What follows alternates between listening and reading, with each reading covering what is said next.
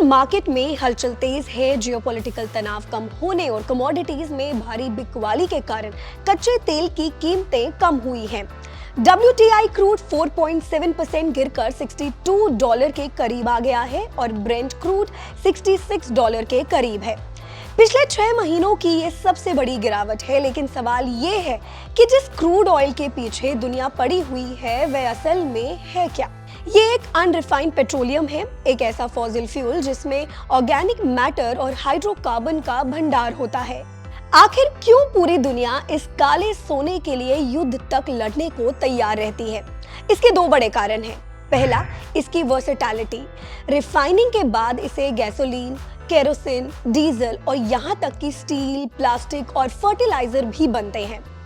दूसरा सबसे बड़ा कारण है इसकी फाइनाइट नेचर। क्रूड एक नॉन रिन्यूएबल रिसोर्स है, यानी एक बार खत्म हो गया तो इसे दोबारा नहीं बनाया जा सकता और यही कमी इसे दुनिया की सबसे कीमती कमोडिटी बनाती है। अब अगर बात करें भारत की, तो हम अपनी जरूरत का लगभग 85 to 90% कच्चा तेल इंपोर्ट करते हैं। लेकिन क्या आप जानते हैं कि भारत की इस तेल क्रांति की शुरुआत कहां से हुई थी? इस सफर का आगाज हुआ असम के डिगबोई से। 1825 में यहाँ तेल के शुरुआती संकेत मिले, लेकिन असली कामयाबी मिली 1889 में। रेलवे लाइन बिछाते समय हाथियों के पैरों पर लगे तेल के निशानों ने वेल नंबर 1 की राह दिखाई। डिगबॉय का नाम भी बड़ा दिलचस्प है। ड्रिलिंग के दौरान एक ब्रिटिश अफसर ने मजदूरों का हौसला बढ़ाते हुए चिल्लाकर कहा था, डिग बॉय डिग, और बस यहीं से इस जगह का नाम डिगबॉय पड़ गया। 1901 में यहाँ एशिया की पहली ऑयल रिफाइनरी बनी। आज भी ये दुनिया की सबसे पुरानी ऑपरेशनल रिफाइनरी है, जो करीब 240 बैरल प्रतिदिन का उत्पादन कर रही है। ये सिर्फ एक रिफाइनरी नहीं, बल्कि भारत की एनर्जी लेगेसी का जीता जाता सबूत है।